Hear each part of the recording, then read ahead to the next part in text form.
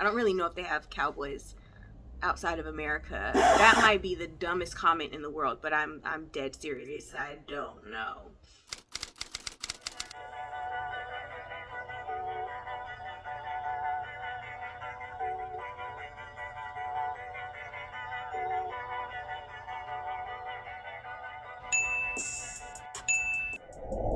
Hey y'all, it's Verda. Welcome to the channel. If you're new here, welcome to the tribe. And if you are returning to Fiercely V, welcome back. So happy to have you. There's some new stuff going on around here on the channel. So if you're returning, make sure that you take a look around and just kind of see what our new little vibe is that we got going on here. If this is your first time clicking on a Fiercely V video, you are in for a treat because this is actually the very first movie review that I'm going to be doing on this channel, and it felt very appropriate for the first review to be of this iconic Black Western film, The Harder They Fall. If you have not yet seen this film, you need to see it. It is so good, and I'm not even like a fan of like westerns and stuff like that. I tuned in for the melanin, not gonna lie, but it was just so well worth it. I enjoyed it so much. I do have some critiques of it. We're gonna get into that as we get deeper into the review. The first part of this review is just gonna be overarching, conversation about the film as a whole, about the characters, who's playing who, that sort of thing. And there's not gonna be any spoilers. The second half, there are gonna be spoilers. I'm gonna make sure I put a note to let you all know when the spoilers are gonna come. So if you have not watched the movie yet, you're safe to watch the first part. There's not going to be any spoilers on the first part, I promise. But then once we get to the second portion of my review, there are going to be spoilers. So I just want to let y'all know that if you haven't watched it yet. So if you still need to watch the film, do not watch this whole thing, okay? Because I don't want to ruin anything for you. So watch the first part, get an overarching idea, and then once I put that note up that the spoilers are coming, shut it off, go to Netflix, watch the movie, and then come back, okay? And see if you agree with my thoughts on the second half of this video. Of course, while you're here, if you're having fun, go ahead and hit the thumbs up button and subscribe to the tribe. So without further ado, we're gonna go ahead and get into our review of The Harder They Fall, a Netflix original movie. Let's get into it. So The Harder They Fall is basically a Black Western movie. It chronicles the antics of some cowboys, right? Typical Western movie. At the very beginning of the movie, they let it be known that the story is fictional, but the characters are real. And I thought that was really interesting. So I actually went and I researched like some of the characters in the film because I wanted to understand more about the real characters that were represented in the film. And there were a lot of the characters in the film were real people. Now, what was interesting about the route that the creators of the movie decided to go, it's a reimagining of these characters, right? So you have these real historical, Black cowboy characters. And what they've basically done is, hey, here's these characters that really existed. What if this happened to them? Like, that's basically what they've done. So there's no real correlation from this movie to like things that actually happened in these real people's lives. They just are a representative of that person. I found it really interesting when I was doing like a little bit of research how like the director, the casting director was saying that like it wasn't even important for them to look like the character because they're not, none of what's happening is mimicking their lives. There are some loose connections to who they were as real people, but the whole entire film, it's just from someone's imagination. So it doesn't even matter if they look like them or not. So like there are some characters, for example, who in real life were biracial. One of the characters is specifically said that they were white passing, but then in the film, the character that played them is not. So it was really interesting to me how, they wanted to highlight these historical figures, but not for real. And I honestly, I get the idea of just kind of wanting to to highlight these real people, but I do question why they didn't choose to tell these people's real stories, because as I started to do research on them, like some of their real live story was really interesting, and I was like, well, why didn't they just tell the real story?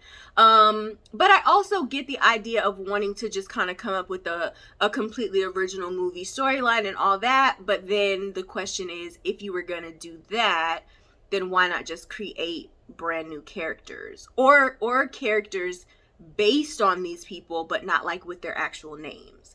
So I don't really understand kind of why they chose to go in the direction they chose. I didn't necessarily mind it too much, but I get the sense that like some of these like more like bougie, movie film critics might have an issue with that, because it just seems like a weird, or not necessarily weird, maybe just like a different choice for the film. Like if you're not going to use their real lives, then don't name them this. Just an odd choice. So right off top in this movie, we get so many familiar Black faces. When I tell you this movie was just melanin everywhere and I lived for it. So many familiar faces in this movie. I'm just gonna quickly cover like some of the more major characters, but there were so many characters sprinkled in this movie that were familiar faces. It was just nice to see so many familiar Black faces. But off top, just kind of going over the main characters of the story, we had Idris Elba playing Rufus Buck, who was in charge of the Rufus Buck gang. We had Regina King playing kind of like the right hand to Rufus Buck. That character's name was Trudy Smith. We had Lakeith Stanfield playing Cherokee Bill. Delroy Lindo playing Bass Reeves, who was a U.S. Marshal. We had Dion Cole as Wiley Esco, the mayor of the town that they're in. We had Jonathan Majors playing Nate Love, spelled like Nat Love, but apparently it is pronounced like Nate. We had Zazie Beetz playing Mary Fields. Daniel Deadweiler playing Cuffy. She actually was not a familiar face to me, but did so well. We had Eddie Gathegi playing Bill Pickett, RJ Seiler playing Jim Beckworth, and those are kind of like the main characters, but there were some really familiar faces that we saw in like supporting character roles as well. So for example, we saw Woody McCain from Power Book 2 playing a supporting character. We saw Michael Beach, the one that slept with Cousin Faith.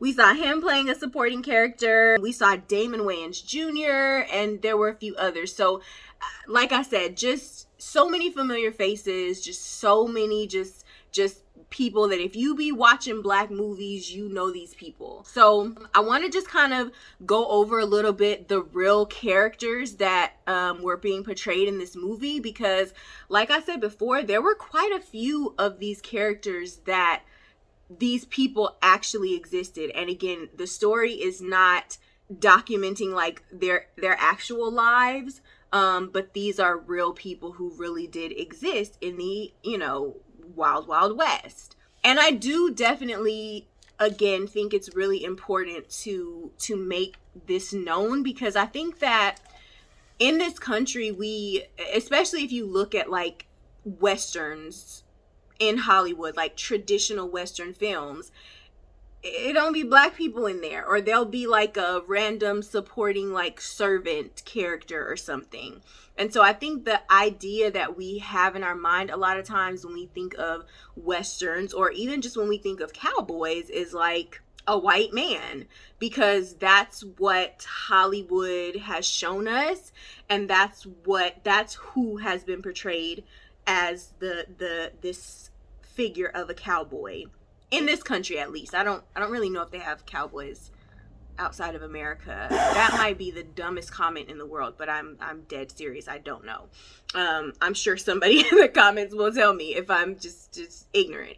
But anyway, we don't traditionally have these images of Black cowboys, even though majority of the cowboys from the Old West were Black, and it was because they were slaves that had gotten freedom ended up moving west after emancipation, and they had all of these skills from slavery of like, you know, herding cattle and things of that nature. They had these skill sets, so it was an easy transition for them to go from, you know, working plantations to working, you know, a ranch or something. And it was just, the skills were very transferable.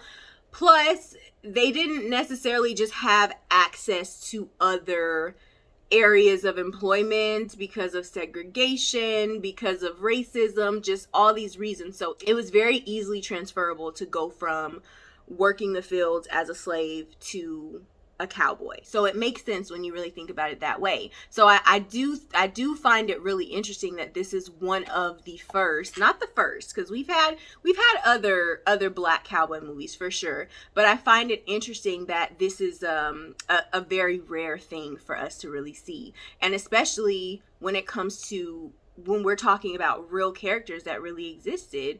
You know, a lot of these characters are real historical figures, and you know, it just feels like we should have a movies on all these people already, right?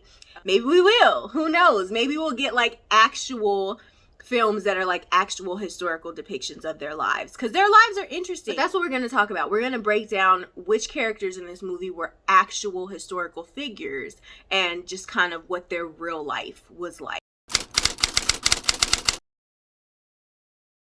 So first off, we have Nate Love, who was born a slave in Tennessee and after the Civil War ended up settling in Kansas as a cowboy. He actually ended up writing a memoir in 1907 called The Life and Adventures of Nate Love, before he died in 1921. Then we have Rufus Buck. This was an actual person that led the Rufus Buck gang, so that was a real thing in real life. But even though Idris Elba plays Rufus Buck as a much older person in this film, the real Rufus Buck actually was killed at age 18. So the real Rufus Buck was very young while running the Rufus Buck gang and did not get to live into the age of Idris Elba in this film. But again, it's a reimagining, right? So it doesn't coincide with the real life of this person. But Rufus Buck, he led the Rufus Buck gang in 1895. The gang ended up going on a crazy crime spree.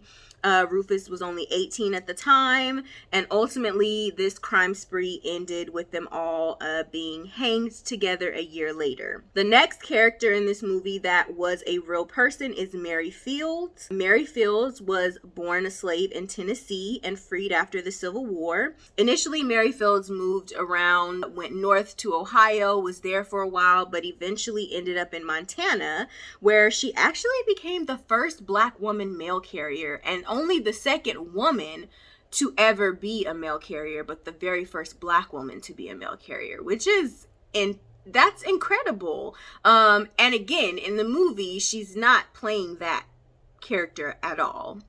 So again, like, the real life seems interesting enough to like put in a movie, but again, the creators of this movie decided to go another route. But either way, Mary Fields becomes the first black woman mail carrier, and she was actually given the nickname Stagecoach Mary because of how she was able to protect the mail from thieves and bandits. She was apparently really tall in stature. She liked to dress in like more male clothing, and she was just like a super tough chick who was like protecting the mail from people. So she got the name Stagecoach Mary. Cherokee Bill was actually a real person. Birth name was Crawford Goldsby, and Cherokee Bill actually was the leader of the Cook Gang. This person in real life was multiracial, part Cherokee, and he actually attended Native American schools in his early years of life until he ended up falling into a rough crowd and ended up falling into a life of crime.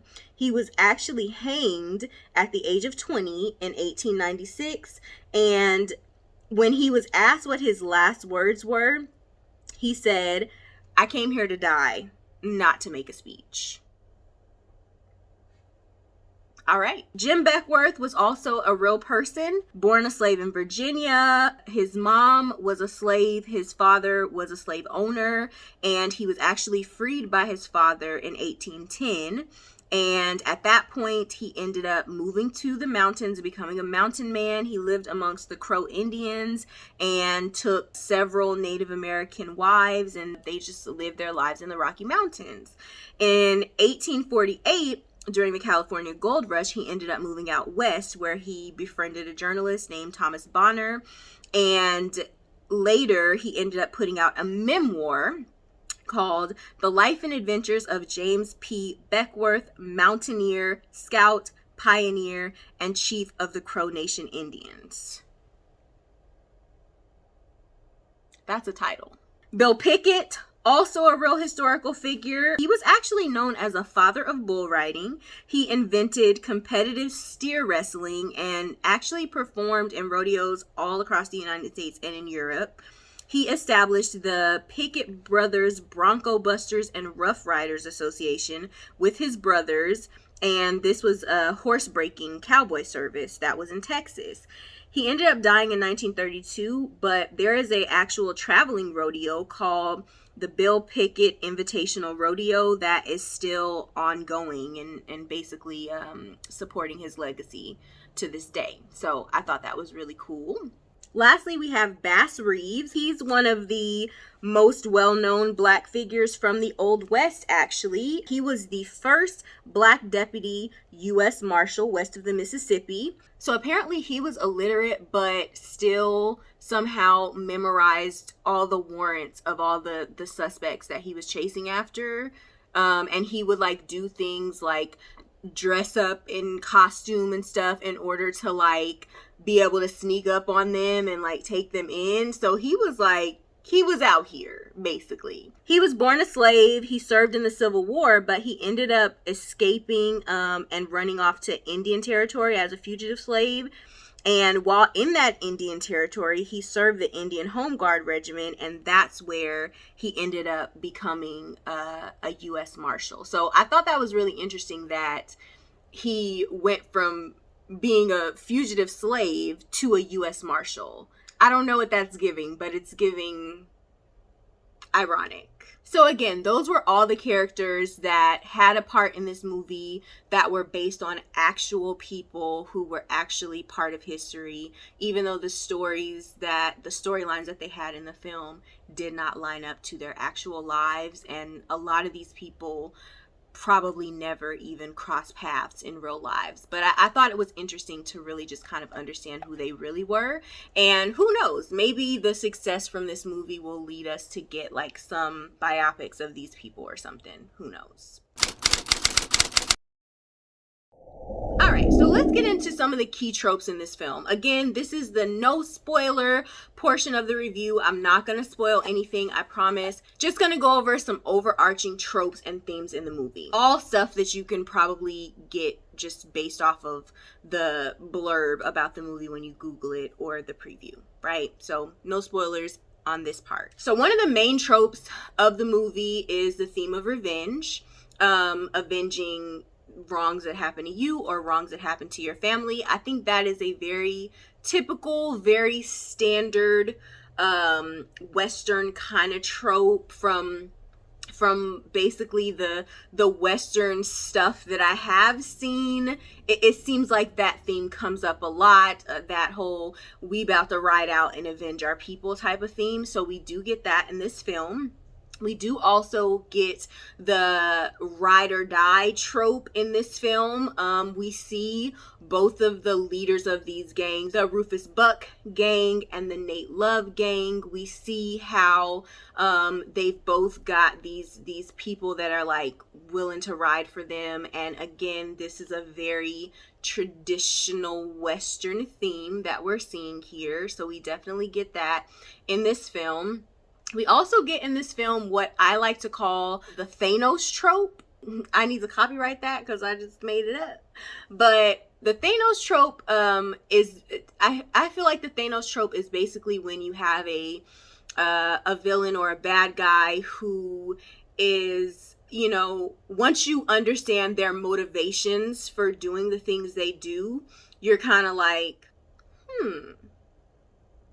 I don't necessarily fully disagree with why you're doing these things. I may disagree with the things, but maybe I don't fully disagree with why. I think, and I call it the Thanos trope because I think that's the reaction a lot of people had to Thanos in the Avengers, was that you're a terrible person and you're killing all of our favorite characters, but the reason for doing it, we can kind of understand. I feel like we had the same reaction to Killmonger and Black Panther, where it was like, we don't like you, you're a bad guy, you're clearly doing evil stuff, but the motivations, the reasons, maybe we can get it. Like, maybe we get you though. Like, we get you. I do feel like we get a little bit of this in the film.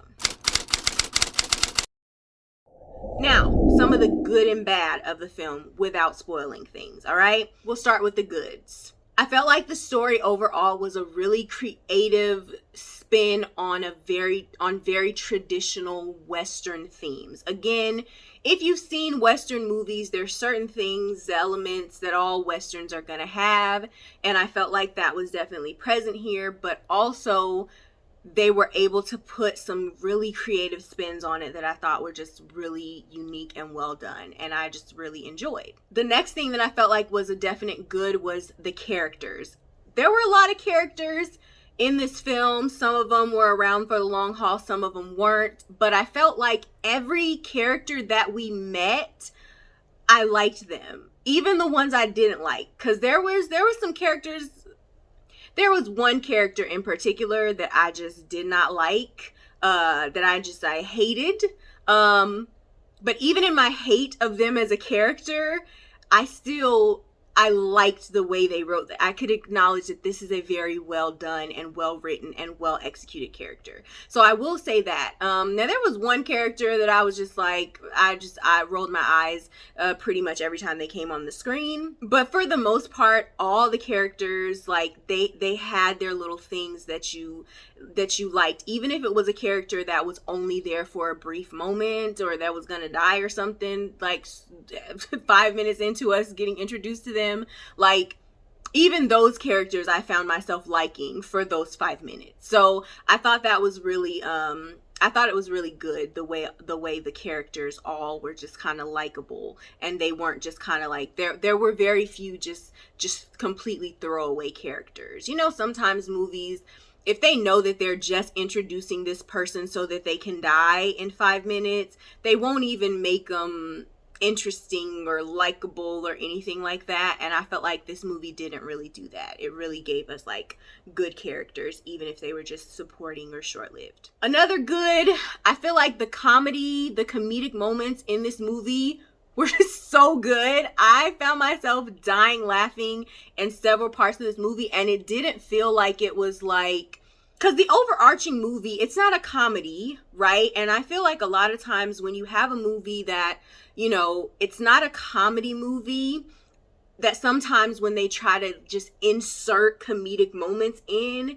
it comes across very forced and just very corny and very cringe and very This movie, I don't feel like it was like that. I feel like every moment in this movie that I was supposed to laugh, I actually did laugh. And it was just, I felt like it was very well done. It wasn't corny, it wasn't forced. Like, it was actually like the comedy in this movie was actually comedy. I really did enjoy it. And it didn't the comedic moments didn't subtract from the overarching like action and everything else. It didn't subtract from any of that. Like, it was just genuinely funny moments, and I loved it. I think part of it is because they really did have some genuinely funny people in this movie. Another thing that I'll put on the good list is the action scenes. I felt like the action scenes in this movie were really well done. One thing that I hate in movies is when you have films where like somebody's gonna die or something, and it's just so over the top graphic and gory just for shock value. I feel like even though this movie was very realistic in the action sequences and in the death scenes, it wasn't like just gory and just gross for the sake of just shock value. I feel like it was very well done. It was very realistic, but not just like over the top and extra. So I really enjoyed it. I really appreciated it. So yeah, I really enjoyed and appreciated the actual action scenes in this movie. Some of the like camera work on some of the action scenes was just really like different and nice, and like some of the ways that the camera like would move from one angle to the next, like it was just, I felt like it was really well done. I'm not like a technical movie reviewer, so I'm probably not using the proper film terminology, but if you are watching this film and you do know the technical terminology that I'm trying to explain, then you'll probably understand just the angles and things that they use, the way they would move the camera around during some of the action scenes was just really, really good. I thought it made it just, it looked really, really good. And the last thing on my good list is the music. I feel like you have a movie with all this melanin everywhere. It's really hard for the music not to be good, and they nailed it with the music. I was in here vibing. I'm not even gonna lie. There's one particular scene. This is the no spoilers part, so I'm not gonna spoil it, but I was really in here, like, I was vibing, okay? So yeah, music, nailed it. All right, so let's get to the bad list without spoiling anything. Some of the side stories that were not necessarily a part of that like main plot, some of it I could have done without. I felt like at times the plot was just kind of like doing a lot, you know, and I understand the need for having like side stories and other stuff going on, so that it's not just like one linear storyline. Like, I get that. Movies do that, right? But some of it just was like, why did we need this? You know, it just felt like it was a lot of extra, like more than normal. And I felt like it didn't necessarily, I feel like the story, like it would have been okay without it, you know?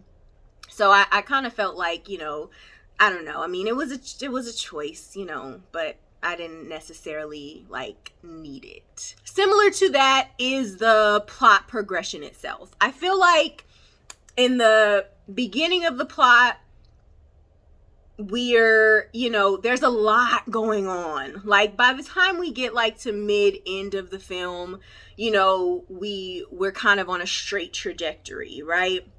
But I feel like the first part of the film was kind of like jumping around and doing a lot, and it was like we trying to get from here to here, and we went we're just like zooming around, driving everywhere, and then it's like, okay, now we're gonna go this way. I feel like for a lot of it, like I enjoyed the scenes, I enjoyed the ride, but was it necessary? I don't know. The movie's long as hell, okay? The movie is like 2.5 hours long, which again, I enjoyed it. I'm not gonna lie, I enjoyed the 2.5 hour ride, but it's like, did it need to be that long, or was you just doing a lot? You know, so it just kind of felt like the plot progression was a little all over the place. It did become a lot more linear toward the end of the movie, but it was a little bit of a lot, in the early parts of the movie. So I will put that as a con. And 2.5 hours, it just feels very long. In defense of the film, I still enjoyed it. Like I wasn't like, oh my God, why is this movie still on? Like I was having a good time. But it was long and there was a lot going on. So I will put that on the cons list because I think maybe there was a cleaner way to do it. So before I get to the section of this video with the spoilers where we could talk about the stuff, okay, because I'm literally dying to talk about like the stuff I want to talk about, but before I get to the second half where the spoilers are going to be, I'm going to go ahead and rate the film. So I'm going to rate this based on 3 categories that I feel are important when judging a movie. The first is going to be execution. Was it well done? The second is going to be enjoyability. Did I have fun watching it? Would I watch it again? The third is going to be messaging, because most movies have a message that they're trying to portray. And I think that for me, when I'm watching a movie, it matters to me whether or not they actually portrayed that message. So that's going to be my third category for judging this movie.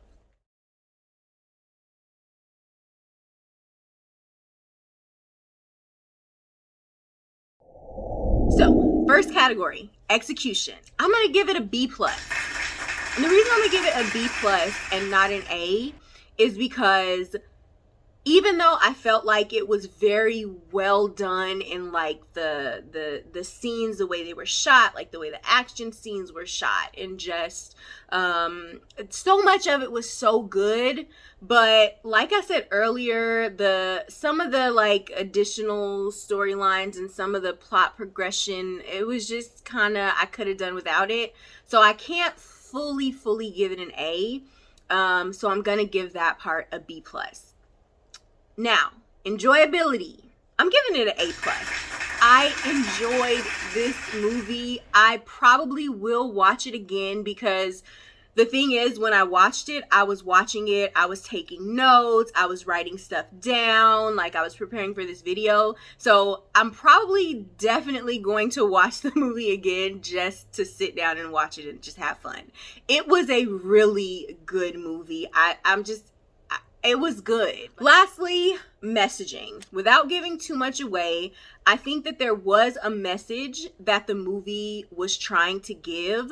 Now me, because of the way that I kind of watch movies, I felt like it gave what it was supposed to give. So I'm actually gonna give it an A on the messaging. Now when we get to the spoiler section, we can talk a little more about the messaging that I thought the film was trying to give. And you know, you all can let me know in the comments if you agree that that was the messaging and that they did well. I think that based on what I could tell was supposed to be the messaging of the movie, I feel like they nailed it. Like, by the time we got to that final scene, I feel like they nailed it so much. It was so good, so well done. There's like a line at the end of the movie that just chef's kiss. We're going to talk about it later when we get to the spoiler portion, but 100% I'm going to give them an A on the messaging. So just to recap the ratings, we're giving them a B+ on overall execution, we're giving them an A on enjoyability, and we're giving them an A on the messaging. And now, let's get to the spoilers. If you have not watched this movie, stop right here, go watch it, come back, watch the second part so we could talk about the details, because now we are going to talk about the details of the movie, the scenes that just stood out to me, the messaging that I felt like the movie was trying to give, what I feel like that overall messaging of the film was, my favorite characters and why, my least favorite characters and why. We're going to get into all that. So again, spoilers ahead. Do not go beyond this point if you don't want spoilers. But if you do, then come on. All right, so let's get into some scenes and things that really just kind of like stood out to me. So first things first, that opening scene. Oh my God, why am I crying 10 minutes into this movie? Like, that opening scene was so brutal. It was like, we just got here. This is too much. But I thought that was well done. The way they kind of drawed it out to where you like, at first you didn't know. You're like, wait, is he about to kill? Oh, he is. Like, they kind of drawed it out to the point where once you got to the son, you was like, damn, you about to kill the son too. And I felt like it was really well done. And then by the time you get to the end of the movie and you understand why Rufus Buck even came in there to kill this man, then it makes sense when he opens the door and he's like, not you. And he's like, you know, he's so understanding of why, and he doesn't like resist it or fight it. Because initially it's like, so you just like, what, this is cool, this is how this is how this go down, like, you just like, oh, okay, you about to kill everybody, okay, cool. Like, the dad's calmness and his just, you know, I understand why this is happening and I'm not even gonna fight it.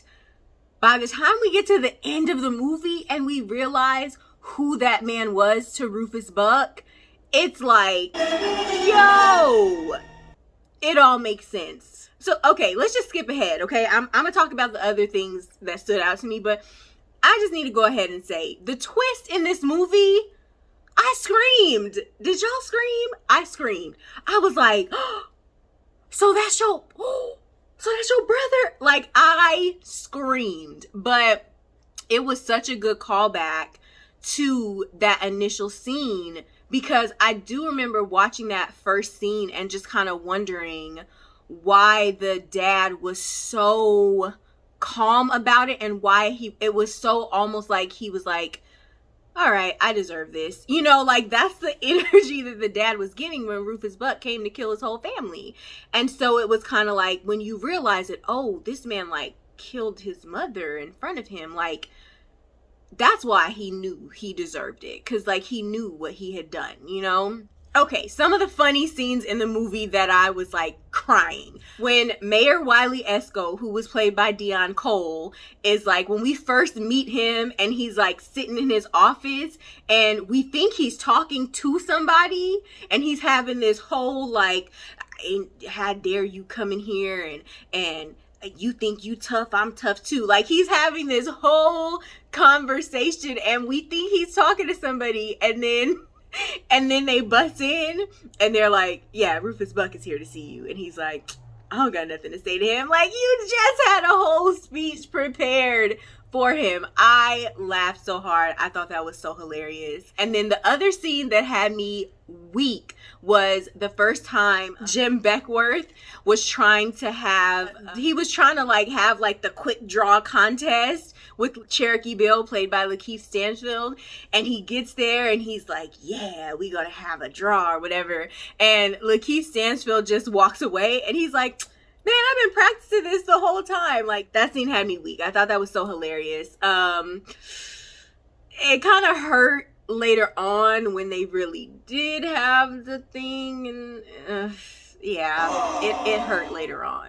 But in that moment, that scene was hilarious. Now, Mary's first scene, it was giving, okay? When she walks into her bar and she gets with the gun, she got the rifle in her hand, and she got that cute little outfit on or whatever, and she gets on the stage. Like, first scene, Mary, giving. The way she was introduced, she was giving. After that, though, I was just like, every scene she was in after that, I was so just like, it was not giving. Like, I felt like out of all the characters, she was the one that I felt like, I know what y'all wanted to do with her, but it's not giving what it's supposed to give. Like, she was supposed to be this iconic ride or die badass. She just wasn't giving that. Like, she was giving very much blank stares most of the movie. Like, I think what they were trying to do was make her be just like this tough, stoic, even though I'm being held captive and Dad got choked out earlier, I'm not gonna be scared and crying and a damsel in distress. Like, I'm tough. Look how tough I am. Look how unaffected I am. But it was just giving very much blank stare into space. Like, I wasn't feeling what I needed to feel when it came to her. And I don't want to compare her to Regina King's character, because Regina King is Regina King. Okay, like, come on.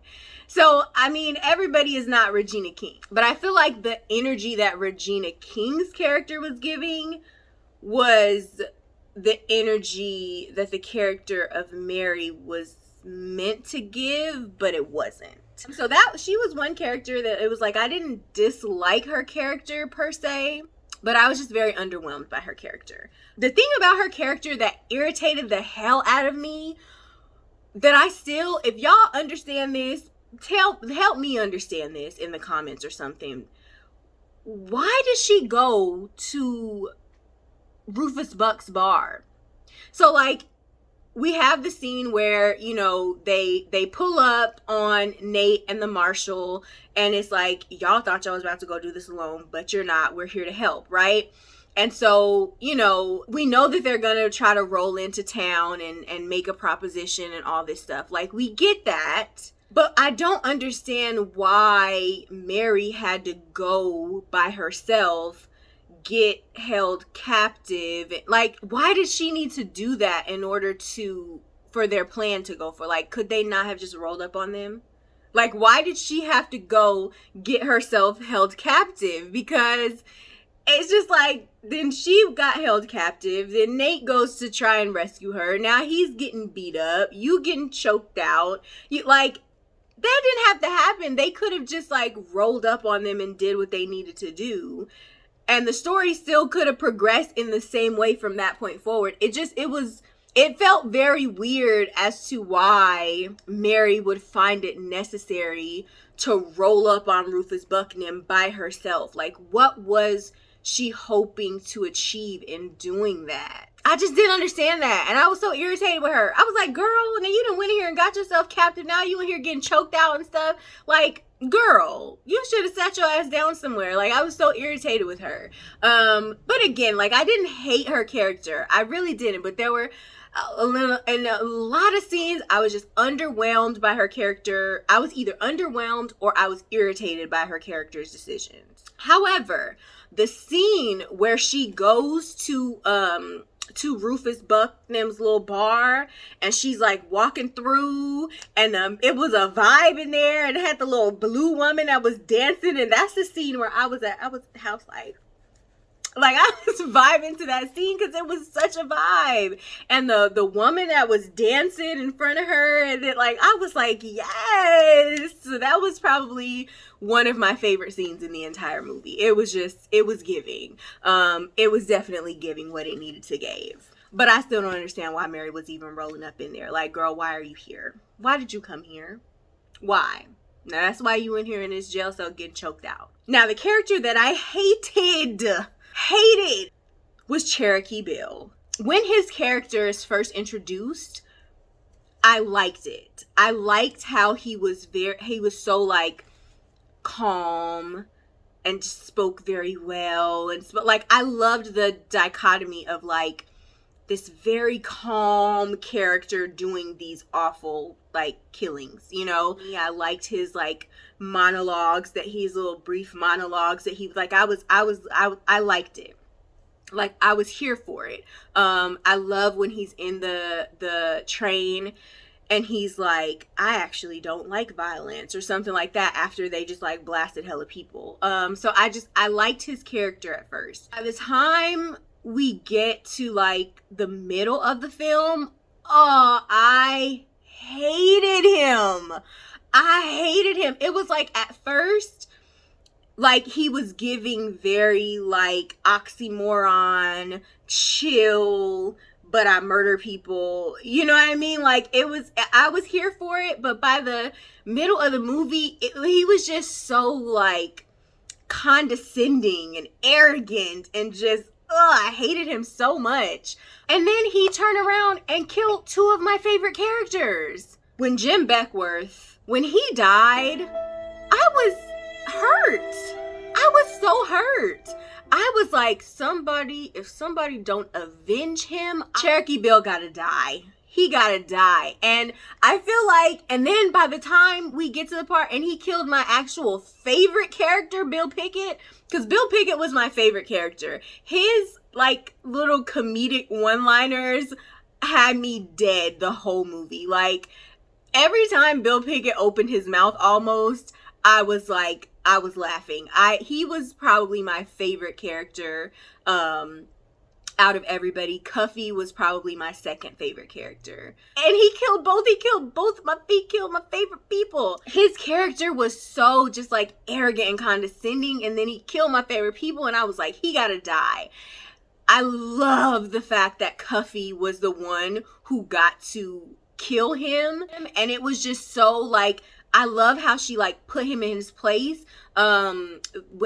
before she kills him, because when he killed Beckworth, they were having a draw, and he killed him while he was counting down. Like, you're supposed to wait till the countdown, and then y'all both draw y'all's guns, and then, whoever is fastest, but he killed him while he was still counting down. And then with Bill Pickett, he just like came up behind him, snuck up behind him, and shot him in the back. And so when Cuffy is standing there after he kills Bill, and she's like, oh, you gonna shoot me in the back or cheat the draw? Because it's like, you're trash. Like, you shot this man in the back, and then the other dude, you literally shot him while he was counting down. Like, you're a coward and you're trash. And I loved that she like put him in his place and let him know, you're trash.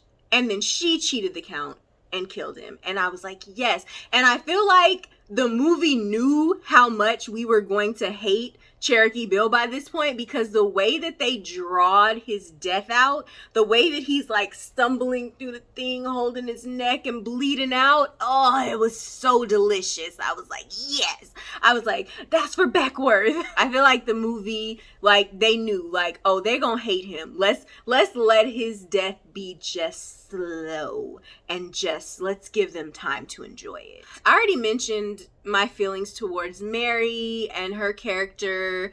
I felt like, the idea was for her character to be kind of like the counterpart to Regina King's character, Trudy, but it wasn't giving that. For most of the movie, it was not giving that. I really, really enjoyed when Regina King was telling like the story of like when she was a kid and what happened to her sister and stuff, and just kind of giving her a little backstory. I really, really enjoyed that. I thought that was just a really, really good scene that really got to the heart of just like how twisted this woman is, but also got to the heart of how loyal she is, because like we see her level of loyalty to Rufus Buck, but when we go back to this story, we see how even as a kid, like sis was like riding out for her sister, like, and didn't care, so I feel like we see like, you loyal, and you've been this way, so I really liked having that backstory of her. I really did thoroughly enjoy that. Now, the fight scene with Mary and Trudy. First of all, girl, Mary, you did all that. Nate was gonna kill her or something, I think, and Trudy was like, nah, she's mine, and like goes after her.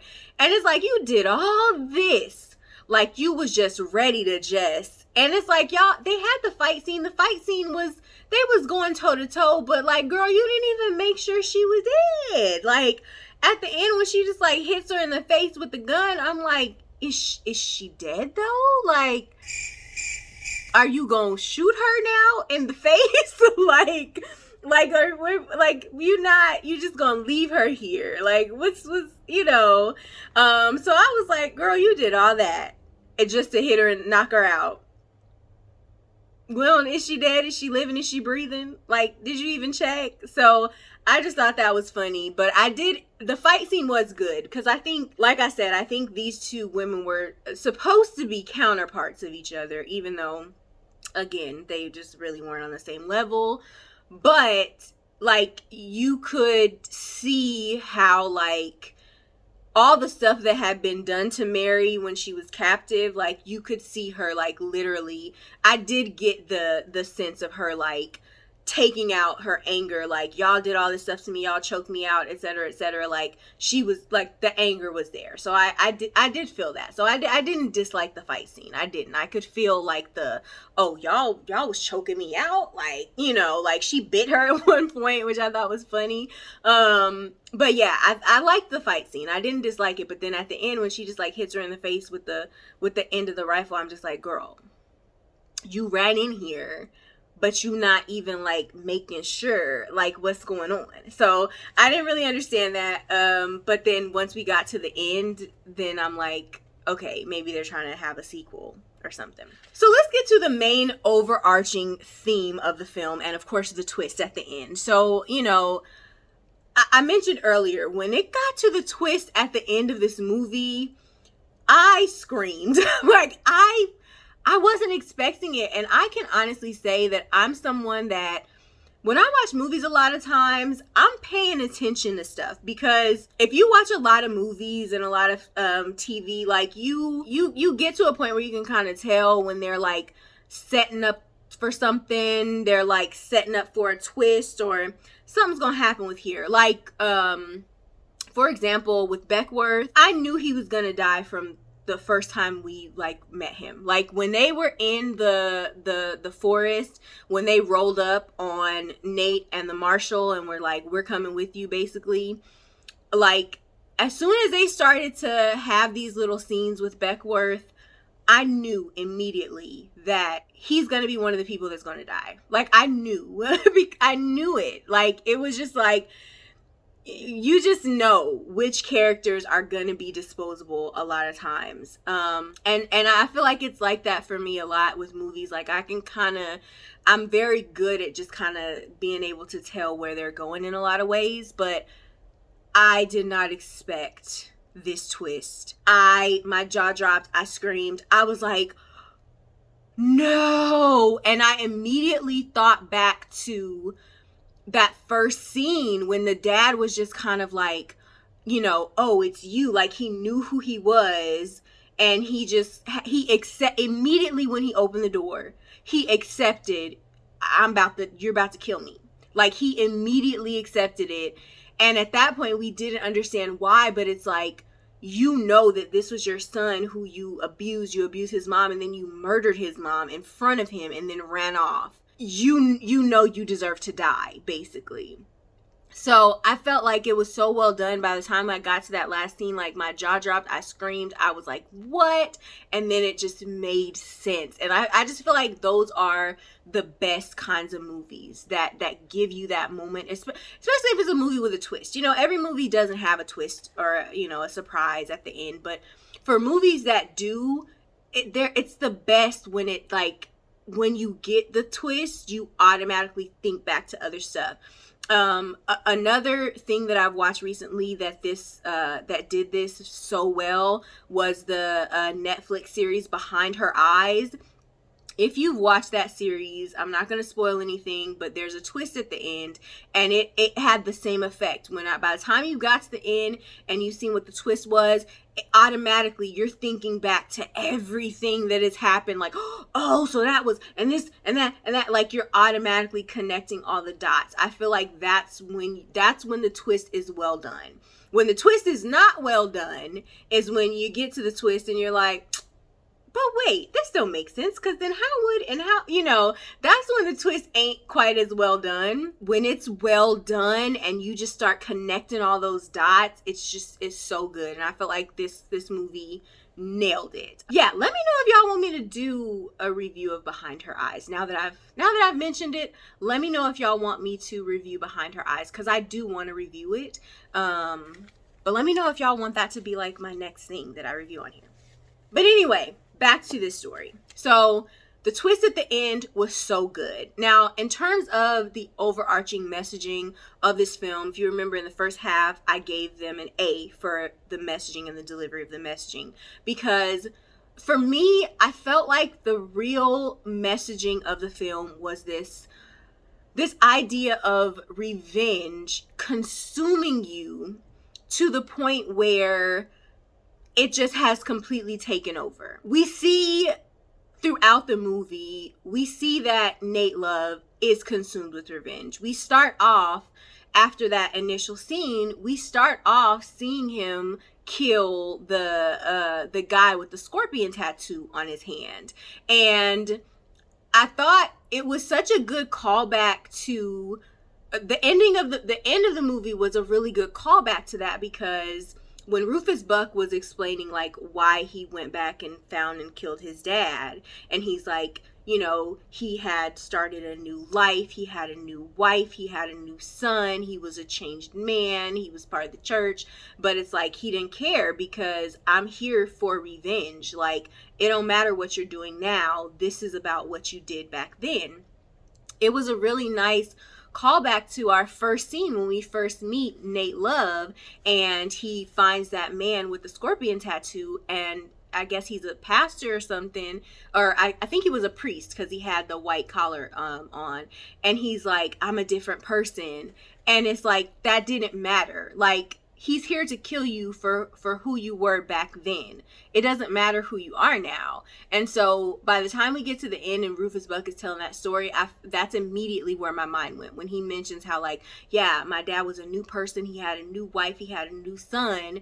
And it just immediately was a callback to that moment. And so just this idea that when revenge has consumed you to that point, nothing about right now matters. I am here to collect on what you did back then. And that's what we're doing. So I don't care who you are now. I don't care how you've changed. And I feel like it just was such an awesome parallel to draw between Rufus Buck and Nate Love.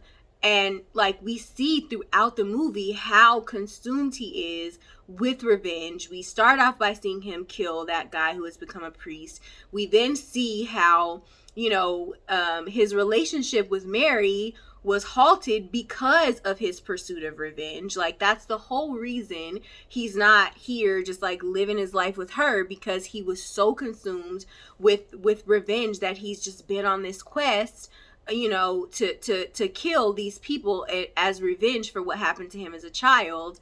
And then once even though when he goes to Mary's bar and he's like, I'm done with that, I'm done with revenge, like, you know, Rufus Buck is locked up, revenge, that's over. The second he becomes aware that Rufus Buck is out, it's like, it's just back to revenge, because you can't just shut it off, you know? And even though he said that he's not going to go back down that path, as soon as he knows that Rufus Buck is like out, he's too consumed by it. He doesn't have a choice. He has to go after him. So I feel like that was the overarching theme of this movie. I also think that there were other elements of that theme of revenge in this movie as well. We saw it with Cuffy when she kills Cherokee Bill, as, you know, a way to avenge Beckworth. She cheats the draw the same way that he did. We also saw it with Cuffy when she and Nate go and rob that bank, and the woman is like laughing at her when she's trying to withdraw money. And so then by the time like the guns get pulled out and all this stuff, and she's like, yeah, ha ha ha, what's funny now? And so that was like a really subtle kind of way, but it was still that idea of like, you did this thing to me, like, and now I'm gonna do this to you as a result. Like, it's still that idea of like keeping tally and seeking revenge on a wrong that was done to you, right? We also saw it with Mayor Riley Esco, played by Dion Cole. We saw how, you know, his initial interactions with Nate Love and his people was on some revenge stuff against Rufus Buck, because Rufus had like pistol whipped him in the middle of town and all this stuff. And so he's like out there helping the op as revenge, you know?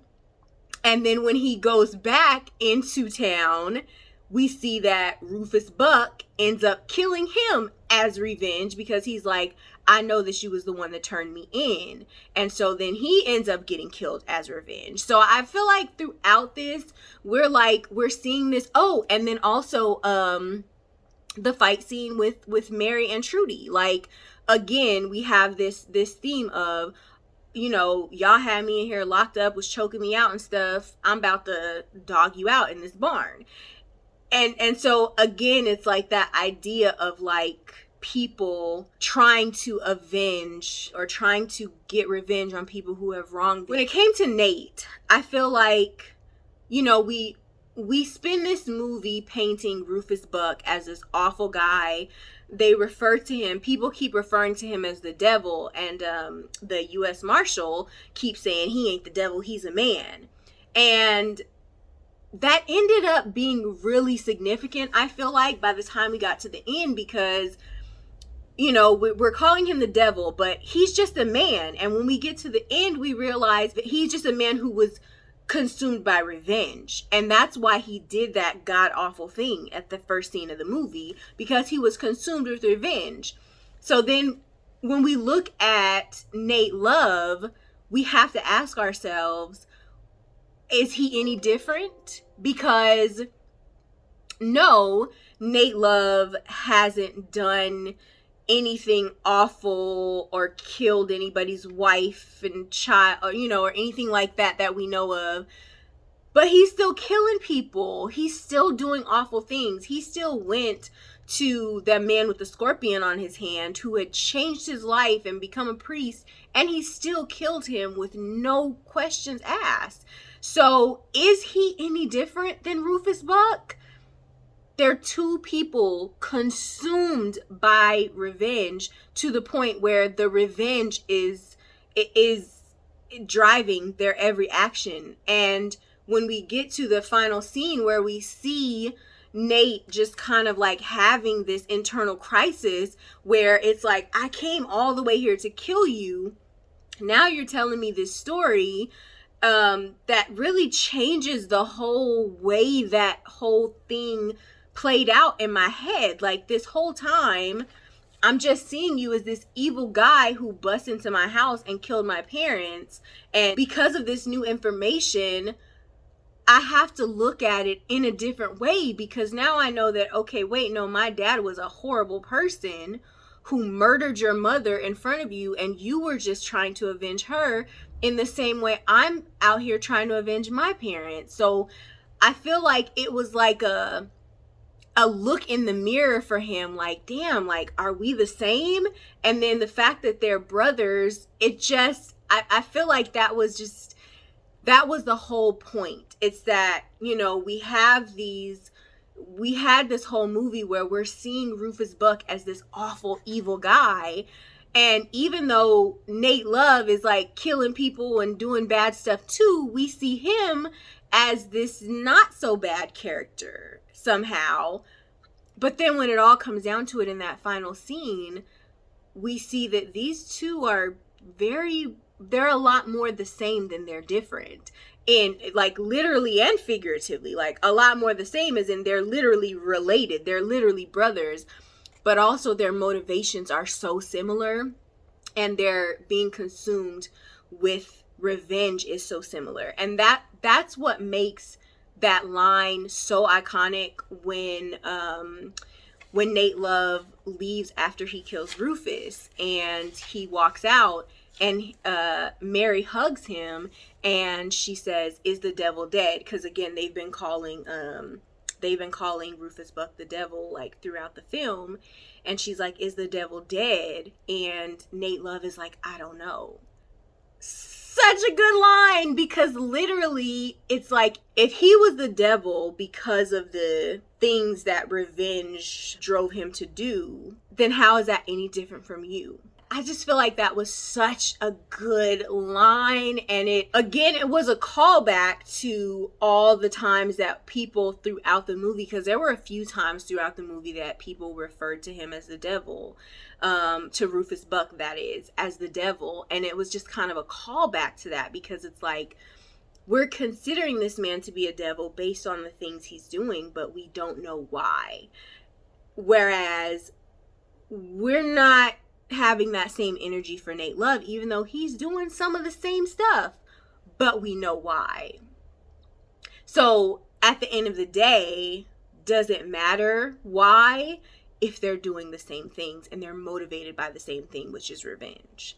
So I feel like that was the real messaging that the movie was trying to get across, and I feel like they nailed it. The last scene of the movie, where we kind of see where they've got gravestones, they've got Nat Love's. Have I called him Nat Love a few times? It's definitely Nate, but it's spelled Nat, so it's a little confusing. But they've got Nate Love's headstone, and they've got someone else buried there.